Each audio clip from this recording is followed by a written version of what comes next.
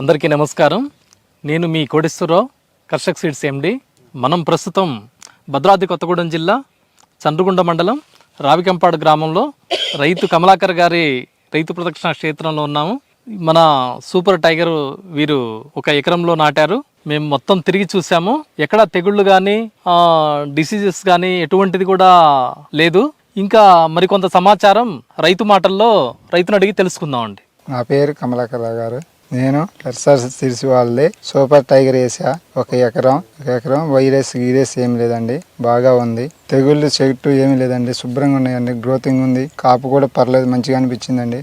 చివరి నుంచి మొదలు దాకా ఒకటే కాపు అండి. సైజు 3 అంగుళాలు పైకి ఉందండి. రంగు కూడా మంచి రంగు ఉందండి. విత్తనాలు కూడా 100 విత్తనం పైకి ఉంటుందండి. కాయకొచ్చి ఎకరం 35-40 క్వింటాల లోపు.